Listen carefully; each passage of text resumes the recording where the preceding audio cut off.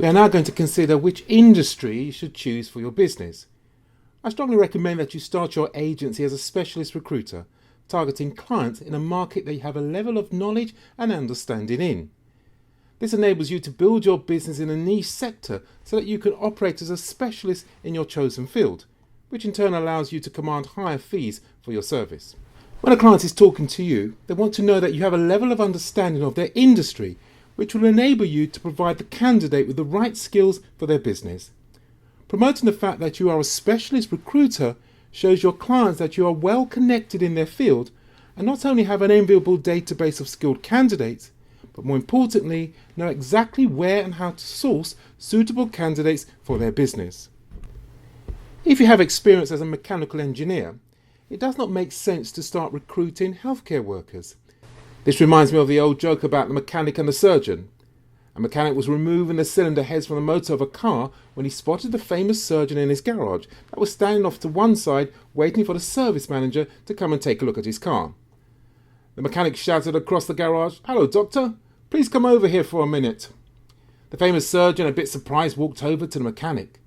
The mechanic straightened up, wiped his hands on a rag and asked argumentatively, "So doctor, look at this.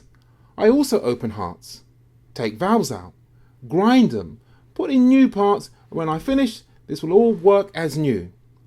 So how come you get the big money when you and me are doing basically the same work?" Doctor leaned over and whispered to the mechanic, "Try doing it when the engine is running." So try to choose an industry or job type in which you have some experience or knowledge. This will allow you to better anticipate your client company's needs and find better candidates. For example, let's say you are working in the care industry. Obviously you know about care work. You know what carers actually do. You know what types of organisation hire carers, and I would bet you know some other carers who are perhaps looking for a new job. So why wouldn't you start there? Don't try and reinvent yourself. If you decide to recruit in an industry you aren't familiar with, you are going to have to learn that industry and recruiting at the same time. That would be difficult. Once you learn how recruiting works, then you can expand into other niche markets. The added benefit is that you'll be trying to fill vacancies for a variety of positions with the same candidates who were not hired for another job role. And on the flip side, you can also send one job opportunity to several candidates to allow you to mix and match, so to speak, within a specific sector of an industry. Of course, there's nothing to stop you from having a core industry sector that is the mainstay of your business and having other markets as a peripheral to the core business. You could have senior finance positions as the core of your business, however also recruit for bookkeepers, accounts assistants, payroll officers, credit controllers, etc. Again, it is best to stay within an industry and to recruit for a variety of positions within that industry. If you target several completely unconnected markets, you could find that you are spreading yourself too thin. Best to follow one thing to success before moving on to another. Be sure to choose a growth industry, or at least a stable and recession-proof one. Sometimes this can be like a moving target. So the best thing to do is to visit several job boards and see which industry sectors has the most jobs advertised. Outlined here are a number of industries that tend to perform well in good times and bad. Network as much as you can. Look to your network of friends and family and see if they can give you insight into your chosen industry. Use social networking sites such as LinkedIn and Facebook and attend trade shows and seminars to find people in your field for networking. If you haven't chosen a sector to move into, then you'll now have the opportunity to get some ideas to jot down as to potential industries to consider. It is safe to say that all sectors of the UK economy over the last year or so has posted strong rates of growth in business activity and staffing levels, sadly with the exception of the retail sector, which saw its rate of growth slow to an all-time low. However, the sector breaking the most records is the construction industry. Construction often involves short-term projects and tight deadlines. Recruitment agencies are crucial in sourcing contractors in such situations, especially on large-scale projects and at technical or executive level.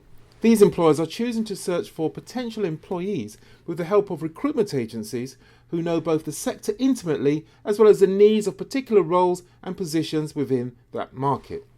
Information technology. With sustained year-on-year growth in total vacancies, greater clusters of tech companies emerging in pockets across the UK, and optimism exuding from all corners of the sector, it's fair to say that those in the IT industry are feeling rather bullish about the future. London remains the nation's leading tech cluster, but there are a number of peripheral cities around the world driving their own startup ecosystems, and therefore that mantle may well not be guaranteed here for too much longer. With over 60% of tech companies forecasting growth over the next few years, the optimism in the sector is high, with new investment in infrastructure being made to support greater volume. Care industry. The care industry is also rapidly expanding. This is mainly due to the growth in the number of mature individuals who want to stay in their own homes, but may need help with their daily tasks. This sort of work can prove to be very rewarding, but a good work ethic is essential, as well as a fair degree of patience. A number of local councils, due to budget constraints imposed on them by government cuts, have been closing down care homes, which has put a tremendous strain on the NHS that has been forced to take up the slack. To reduce the burden on the NHS, the government is planning to reverse this trend, which will undoubtedly see an increase in the need for agency workers. Oil and gas energy. Despite constant warnings that we are only 30 years away from running out of oil, demand continues to grow. Add to this boom in other energy areas such as shale gas extraction, and you have a market primed for recruiters. The energy sector needs to recruit 120,000 new employees worldwide over the next decade to avoid a skill shortage, according to PricewaterhouseCoopers research. And companies in the market are pushing hard to attract employees into the interesting and exciting, not to mention well remunerated industry. Service sector. In addition to this, the service sector, which embraces everything from restaurants and pubs to law firms and estate agents, is also seeing rapid expansion of output, new orders, and of course employment. Some goods and services are a necessity, meaning people will buy them regardless of any changes to their financial circumstances. An obvious example of this is food. People will still buy staple foods such as milk, bread and butter.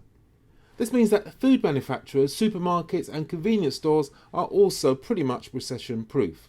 Other businesses selling non-discretionary goods or services include post offices, healthcare businesses like pharmacies, and home maintenance services such as plumbers and electricians.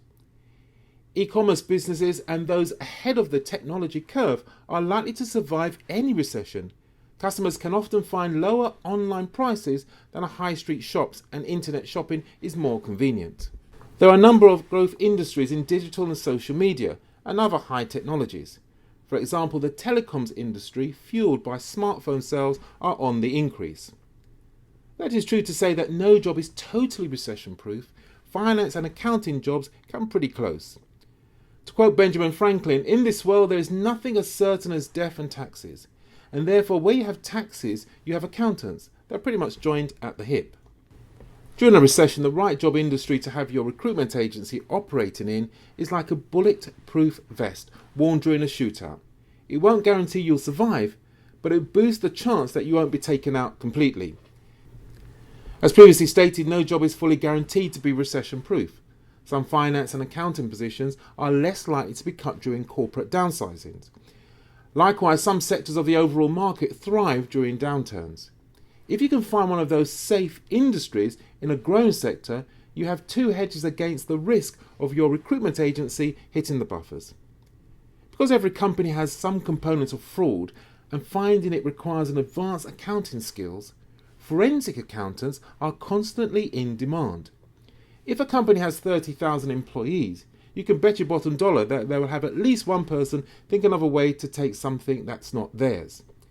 Forensic accounting is strong during a good economy, but it gets even more in demand during a weak economy because companies want to prevent fraud by finding it before they lose any money. When you think of companies such as Enron, prior to this debacle, Enron, a Houston-based energy trading company, was, based on revenue, the 7th largest company in the UK. Through some fairly complicated accounting practices that involve the use of shell companies, Enron was able to keep hundreds of millions of dollars worth of debt off its books. Doing so fooled investors and analysts into thinking that this company was more fundamentally stable than it actually was. Additionally, the shell companies run by Enron executives recorded fictitious revenues, essentially recording $1 of revenue multiple times, thus creating the appearance of an incredible earnings figures. Eventually, the complex web of deceit was unraveled by forensic accountants, and the share price fell like a brick from over $90 to less than 70 cents. Hence why forensic accountants' role are nearly always recession-proof. Now that money can never be recouped. It's just lost in the ether of deceit. That is why there'll always be a need for forensic accountants and auditors to identify any level of fraud before the damage is done. Just one final piece of advice before we move on to sourcing vacancies. Once you have chosen the industry you want to specialize in, I strongly recommend that you have multiple contacts within any client organization. Recruiters tend to get comfortable with their go-to person and stop working on relationships with other high-ranking decision makers. What happens if your contact is laid off or leaves the company? Know all the key players within your client company and get to know them professionally. Never become complacent. Steps to be taken at this stage of your recruitment startup program is to 1. Choose an industry to start your recruitment agency. And 2, if your industry is not particularly recession-proof, target a second industry as a backup for you to develop at a later stage. We're now going to move into a subject which will form a key pillar to your business, and that is sourcing vacancies. The process of looking for potential clients is referred to as lead generation or prospecting. All agencies go through this process, and there are various materials to help you to do this. It's incredible to think that as much as 85% of vacancies make up the hidden job market. The truth of the matter is it costs time and money to advertise a vacancy, which can be very expensive. And because an employer cannot guarantee that they will fill these positions, many will choose not to do so. So they place their jobs on their website. But unless the company is a household name, more times than not, these vacancies will just stay languishing on a client's website. Now, although these vacancies do not get advertised externally, it is very easy to locate them.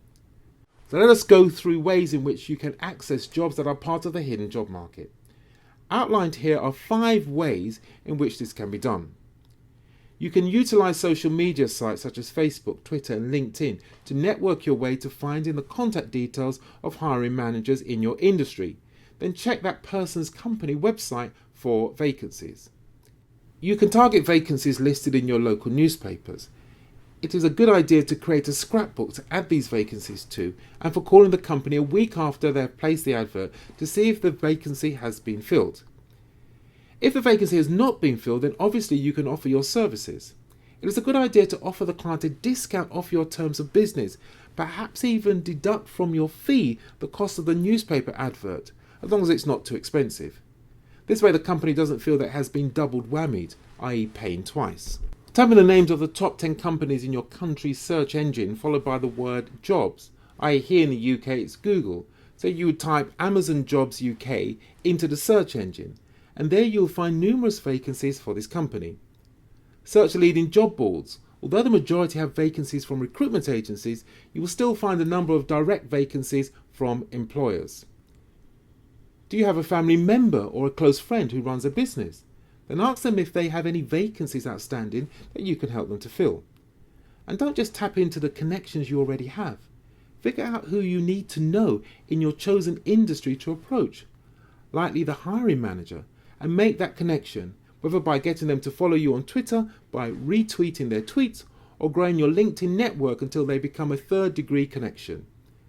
Twitter in particular offers opportunity to connect with professionals who might not otherwise give you the time of day. If you go to the local town hall, library, or contact your local council and make inquiries about new companies relocating to your neck of the woods, if they are relocating from some distance, then a large number of their existing staff won't necessarily be willing to relocate, which will definitely result in vacancies for you to fill. It is best to contact the company before they relocate to your area. Most libraries and council offices have this information on their website, so it's best to make this your first port of call before going along directly to these places. The next plan of action is to try each of the methods covered here to source a list of 25 companies in your chosen industry. If possible, see if you can get the contact's name and telephone number for these positions. Getting the contact details is not mission critical at this stage, as we will be covering this in depth at a later stage of your training program. Our third topic we are going to consider, and that is the use of job boards. There are numerous job boards on the market with an extensive database of millions of candidates offering a CV search facility. Just about every job board offers direct access to literally millions of CVs via their database. Nowadays, people looking for work check the job boards first. You'll find a variety of job board types on the internet. They may be organised around specific occupations, locations, or some companies actually search jobs for you if you have filled out applications for them. Some job boards are devoted to certain types of work. For instance, if you are seeking a career in IT, you can find numerous jobs on these job boards, which allow you to apply for these vacancies or to bid for work in a specialist field. One thing made clear by job board listings on the internet is that they are taking business from other main sources for job searches and classified ads in the newspapers. In larger cities, you may see fewer and fewer classified ads, since it may be more cost effective to list jobs with job boards.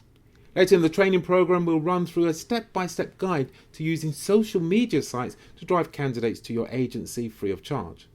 There are, however, free job boards that will allow you to search CVs to help launch your business on a shoestring budget. Indeed.co.uk provides an open search engine for CVs.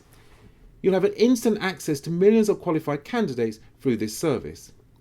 What sets Indeed Resume apart from other job board CV databases is it's an open search engine. No subscription required. Searching for CVs are free and unrestricted and does not require an account. Simply search for candidates by specifying what and where in the search boxes. With no upfront cost or per user license, Indeed is a perfect tool for you to fill the majority of your jobs.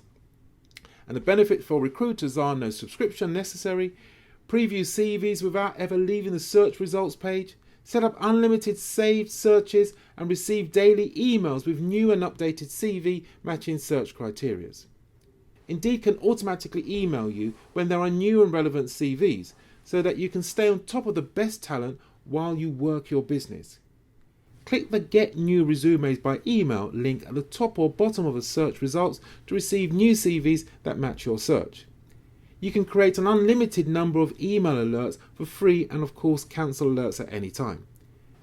To get started, all you need to do is visit www.indeed.co.uk, click on the link to find CVs and type in the keywords of a vacancy you are working on, and you'll be presented with a number of relevant CVs for you to review.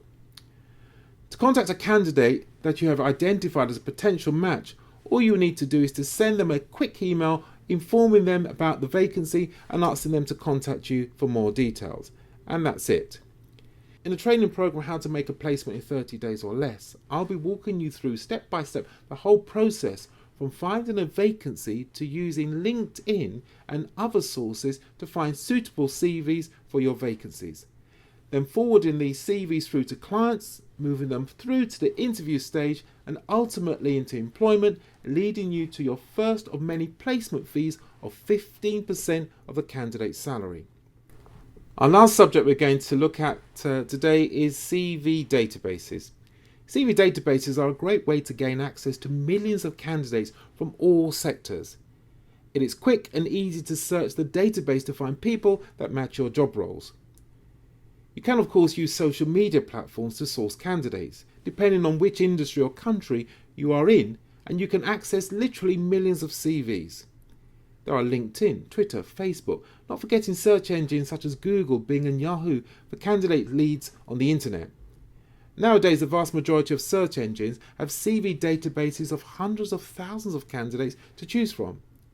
And we have a training program specifically designed to show you how to use social media sites to source potential candidates. Facebook. Many people set up their own Facebook pages, separate to their profiles, that advertise the fact that they're looking for a job. There are also job hunting groups you can look through that will give you access to a great pool of potential candidates. People tend to join these groups when they are actively looking for a job, so it's best to find ones that are tailored to the role you're hiring for. Look out for keywords in the group names such as recruitment or sales or business management, etc. Twitter. When people are job hunting, they tend to talk or tweet about it, So always search sites like Twitter for people who might be talking about their job hunt. Plus you can follow people who might have jobs to offer. Use Twitter search to look for people who have tweeted relevant jobs offers in the past and follow them to see if it will happen again. Notice any keywords in common and then search on those too. Also watch how people reacted to those offers. Search more keywords to find conversations among other industry professionals and follow them as well. LinkedIn. LinkedIn works in a similar way to Facebook, in that you can track people who are job hunting by browsing groups that have been named or tagged with job hunting keywords. Again, you'll need to target your search by keywords that specify the industry you are currently sourcing candidates in. It's no use looking in groups for graduates if you're wanting to recruit a company director. On LinkedIn, some people choose to link to their other profiles too. So if they have other social networks links up on there, it might be worth taking note. Sometimes, depending on the role, approaching someone via another network may work better. Industry meetups and events. Depending on what industry you're hiring for, there may be a wealth of industry meetups, networking and conferences happening in your town or city. Use the website meetup.com to find them and see if you can attend any yourself. It is a great way to meet people in person, and although not everyone will be looking for new role or opportunities, they may not frown at the suggestions. It's always worth asking, just in case they are and simply need a gentle nudge to do so. Nothing ventured, nothing gained. These meetups will be full of industry folk too, so be sure to do your research on who is going and who you might expect to meet. It makes a huge difference than going in with no information or prior knowledge, and you look much more prepared and professional. Student websites and forums. Students are always on the lookout for jobs and make up a large and very enthusiastic bunch when it comes to candidates. If you're recruiting for a junior role or even mid-level role, keep a graduate or student in mind for it. There are plenty of online forums where students congregate and discuss job openings and job hunting tactics. Get involved on those forums and start building those relationships. Take a look at the university websites too and find out whether they have any job advertising space on their sites, or if they have any internal student search features. If so, you can ask for a selection of candidates for a role you're currently recruiting for.